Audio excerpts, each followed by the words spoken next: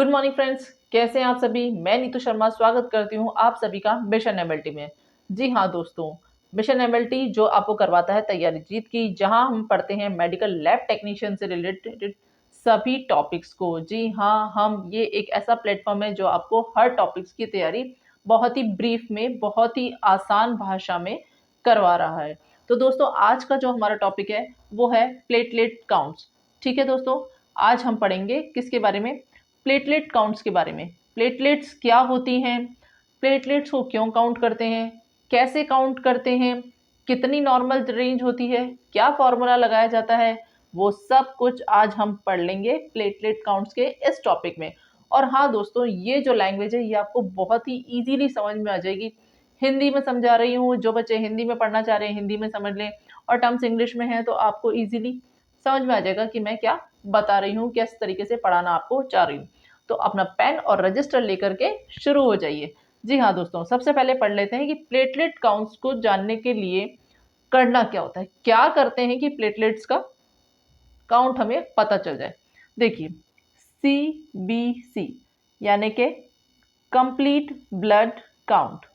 जी हाँ, complete blood count एक ऐसा टेस्ट है जो हमें करवाने से पता चल जाता है कि प्लेटलेट्स कितनी है, कितनी होनी चाहिए, क्या नॉर्मल वैल्यू आती है।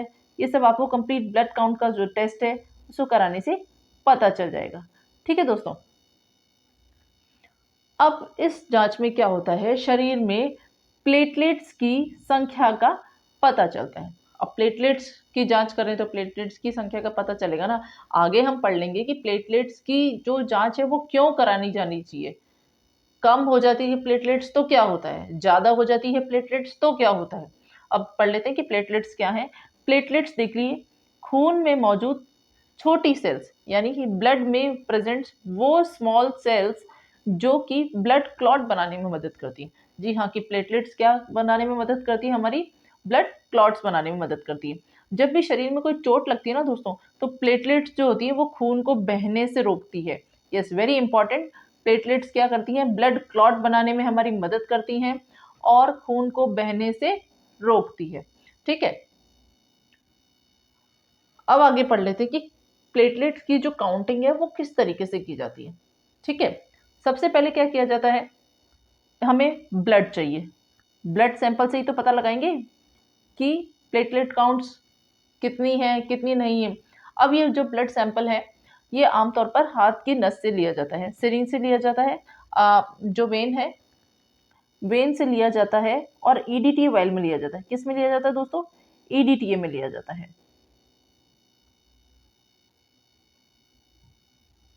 जी हाँ, ईडीटीए वायल में लिया जाता है ये ब्लड सैंपल।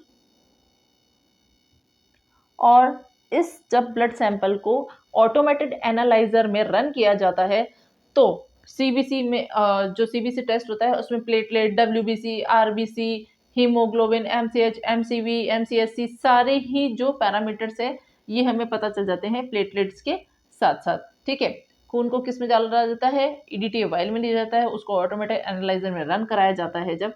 जी हाँ, ऑटोमेटेड एनालाइजर में जब इसको रन कराते हैं तो प्लेटलेट्स, आरबीसी, डब्ल्यूबीसी सब की जो है नंबर्स पता चले जाते हैं। रिपोर्ट्स इसमें जो तैयार होती है वो प्रति माइक्रोलीटर यानी पर माइक्रोलीटर ऑफ ब्लड में दी जाती है।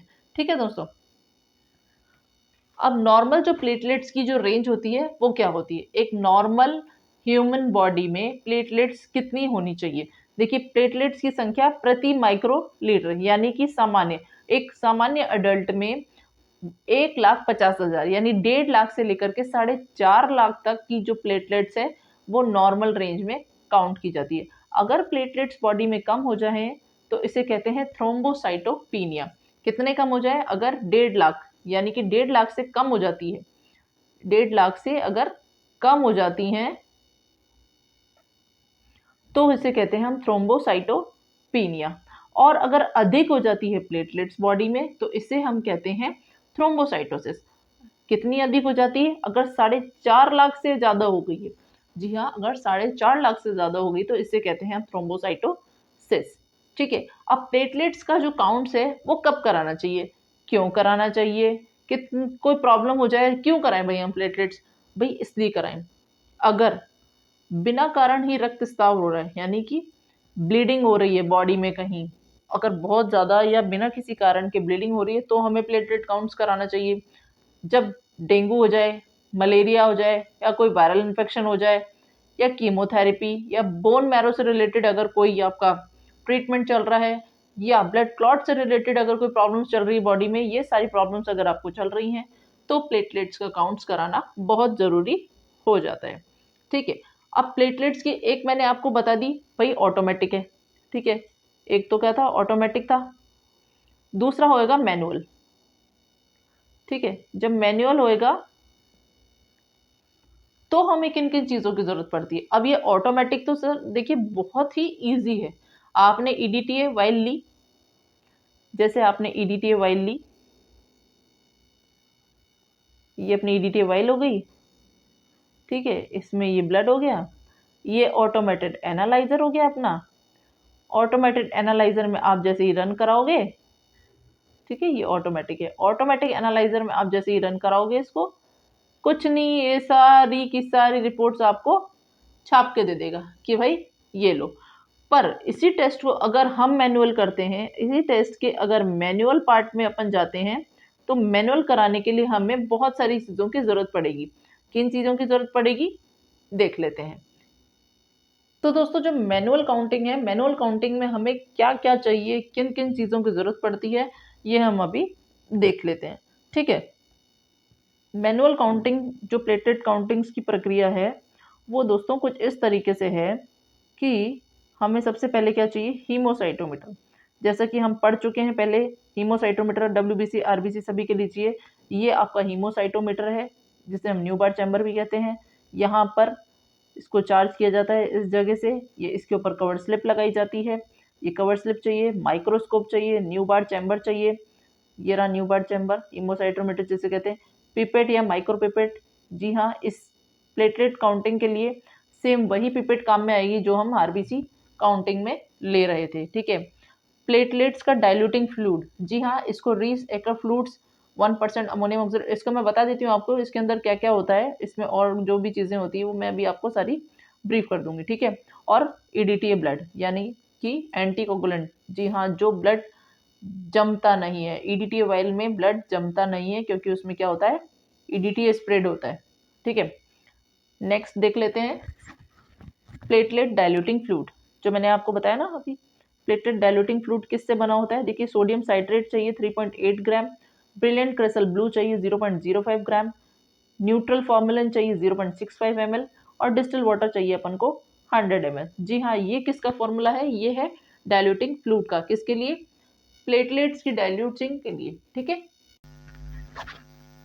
तो प्लेटलेट डाइल्यूटिंग फ्लूइड्स का मैंने आपको फॉर्मूला बता दिया है। इसको क्या करना होता है, ये तो अपना प्रपोर्शन है कि किस प्रपोर्शन में डाइल्यूटिंग फ्लूइड बनेगा। अब क्या करना है, filter and centrifuge at 2800 RPM for 30 minutes, store it in refrigerator and filter before use. जी हाँ, जब हम ये डाइल्यूटिंग फ्लूइड बना लेंगे तो इसको हम 2800 आरपीएम पर घुमाएंगे 30 मिनट्स के लिए, इसको रेस्ट देंगे, और फिर इसको रेफ्रिजरेट भी कर सकते हैं हम, और फिल्टर करना होगा हमें इसे यूज करने से पहले। ठीक है दोस्तों। अब पढ़ लेते हैं कि भाई करते किस तरीके से हैं, क्या प्रोसीजर है किसका, प्लेटलेट काउंटिंग का। ये हम मैनुअल प्लेटलेट काउंटिंग का प्रोसीजर पढ़ रहे हैं। ठीक है। सबसे पहले सैंपल कलेक्शन है। जी हाँ, सैंपल कलेक्शन, रोगी से ईडीटी युक्त ट्यूब में ब्लड लिया जाता है, जिसे एंटीकोगुलेंट ट्यूब यानी कि खून जिससे जम नहीं जाए जिसमें। ठीक है। रक्त को पतला करना है यानी डाइल्यूशन करना है। डाइल्यूशन इसका होगा 1:100। ठीक है। 1:100 में रेशो में इसको डाइल्यूट करेंगे। डाइल्यूटिंग फ्लूइड मैंने आपको बता ही दिया किस तरीके से मिला जाएगा। ये सारा प्रोसीजर करना होता है हमें, ये मैं आपको वन बाय वन बता दी हूँ। Draw the blood into clean dry RBC pipette up to the mark 0.5। जी हाँ, 0.5 मार्क तक अपन को बढ़ना होगा। स्टार्टिंग मैंने आपको बताया ना, जो पिपेट है इसमें यहाँ पर 0.5 मार्क होता है और आगे जाकर के 101 मार्क होता है। तो 0.5 मार्क तक हम क्या लेंगे, ब्लड लेंगे। फिर clean the mouth of the paper, clean the mouth of the paper with style gauze. ठीक है। पिपेट आएगा, सॉरी पिपेट आएगा यहाँ पर। ठीक है। यहाँ पर जो पिपेट है इसका जो माउथ है ये हमें स्टाइल गॉज से क्लीन करना है ताकि एक्स्ट्रा ब्लड उस पर ना रगड़ जाए। Draw the diluting fluid up to 0.101 mark and mix well gently rotating it between the palm. जी हाँ, जिस तरीके से WBC RBC में किया था, पिपेट को दोनों हाथों के बीच में इस तरीके से घुमा करके रखे जाएगा और रोटेट करेंगे इस तरीके से। Discard the few drops and charge the new bar chamber. Same वही प्रोसीजर अपनाना है, पहली कुछ बूंदें हमें गिरा देनी है। Count the platelets lilac color round or oval bodies in the 5 central square in which RBCs are counted। जी हाँ, काउंटिंग की जो हमें किस तरीके से करनी है न्यू बार चैम्बर में, वो बता देंगे कि जो न्यू बार चैम्बर होता है उसमें जो सेंट्रल वाला है स्क्वायर, उसी में हमें काउंट करनी है। भाई WBC कहाँ काउंट करी थी? चारों कोनों पे काउंट करी थी, ठीक है, और RBC हमने सेंट्रल में काउंट कर दी। इसी तरीके से इसको भी हम सेंट्रल में काउंट करेंगे, ठीक है। मिक्सिंग बता ही दिया है, 10 से 15 मिनट तक अच्छी तरीके से मिलाएंगे ताकि प्लेटलेट्स रंगीन होकर, कलर्ड होकर हमें इजीली दिखाई दे। हीमोसाइटोमीटर को चार्ज करेंगे। न्यू बार चैम्बर में हीमोसाइटोमीटर देखिए कवर स्लिप लगाकर उसमें मिश्रण की कुछ बूंदे डाले ताकि जो फ्लूइड है उसमें बबल्स ना आए। 15 to 30 मिनट्स हमें वेट करना है ताकि जो प्लेटलेट्स हैं वो इजीली सेटल डाउन हो जाए।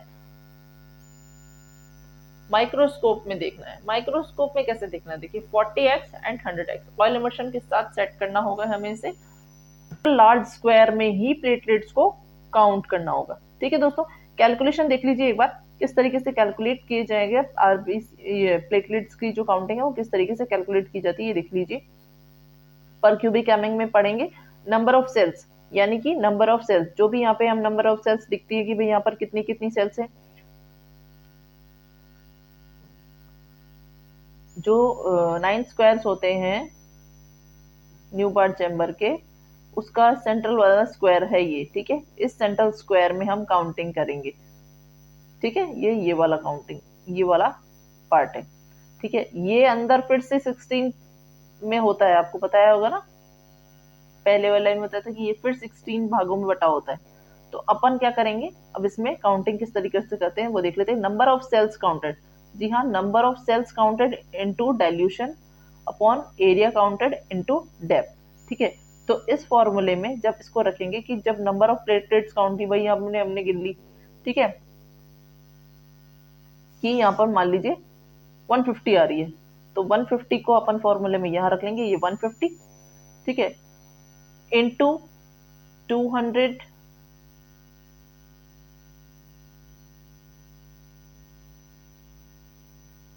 अपॉन 1 इंटू 0.01, ठीक है। जब इस जीरो को हम यहाँ से हटाएंगे तो एक जीरो हम यहाँ पर ऊपर लगाएंगे, 1 इंटू 1 इज इक्वल टू 1 हो जाता है, ठीक है। तो 2000 यानी कि टोटल नंबर ऑफ सेल्स यानी प्लेटलेट्स काउंटिंग मल्टीप्लाइड बाय 2000। मान लीजिए अगर यहाँ पर ये जो प्लेटलेट्स काउंटिंग है ये सारी 150 आ रही है अगर, तो 150 इंटू 2000, ठीक है। तो आ जाएगा 15 टू ज़ा 30,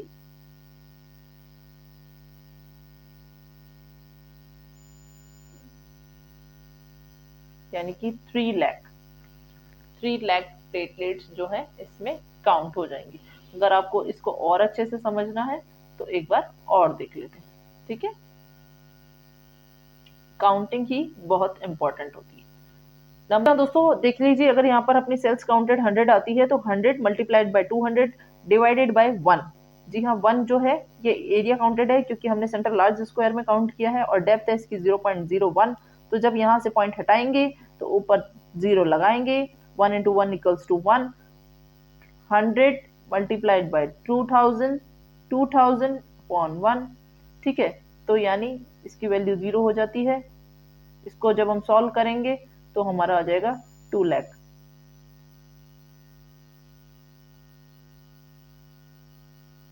यानी कि ये हमारी टोटल प्लेटलेट काउंट्स आ गई हैं। अगर प्लेटलेट्स कम हो बॉडी में तो इसे कहते हैं थ्रोम्बोसाइटोपिनिया, और अगर प्लेटलेट्स ज़्यादा हो बॉडी में तो इसे हम कहते हैं थ्रोम्बोसाइटोसिस। ये भी मैंने आपको बताई थी। जी हाँ, थ्रोम्बोसाइटोपिनिया में क्या क्या होता है देख लीजिए। ये स्थिति कब आती है? यह स्थिति डेंगू, मलेरिया, वायरल इन्फेक्शन और अन्य रोगों में होती है। ठीक है, कारण देख लीजिए, डेंगू, मलेरिया, वायरल संक्रमण, बोन मैरो की समस्या, शरीर पर नीले दाग, ज्यादा खून बहना, थकान, ये सब थ्रोम्बोसाइटोपिनिया में आते हैं। अगर प्लेटलेट्स काउंट ज्यादा हो तो इसे कहते हैं थ्रोम्बोसाइटोसिस। यानी कि अगर यह कुछ संक्रमण जैसे सूजन, अस्थि मज्जा रोग यानी कि बोन मैरो डिसऑर्डर्स वगैरह में हो सकता है थ्रोम्बोसाइटोसिस। इसके कारण देखिए, सूजन हो गया, कैंसर, बोन मैरो डिजीजेस, इसमें क्या खतरा क्या रहता है? ब्लड क्लॉटिंग की संभावना बहुत ज्यादा बढ़ जाती है। मैं आपको एक बार फिर से समझा देती हूँ। सेंट्रल लार्ज स्क्वायर में इसकी काउंटिंग होगी। जो सेंट्रल लार्ज स्क्वायर होते हैं, यानी कि ये वाला जो सेंट्रल लार्ज स्क्वायर है, इसी में इसकी काउंटिंग हुई है। ये देख लीजिए, ठीक है। और ये फिर 16 भागों में बटा होता है, बट अभी हमें पूरे सेंट्रल लार्ज स्क्वायर में काउंट करना है। तो जब इसको काउंट करेंगे हम, तो इसमें जितने भी पॉइंट्स आएंगे multiply by simple easy formula, जितने भी प्लेटलेट काउंट्स हुई मल्टीप्लाइड बाय 2000। जी हाँ, मल्टीप्लाइड बाय 2000। ठीक है, तो इजीली आप नंबर ऑफ प्लेटलेट्स काउंट्स निकाल सकते हैं।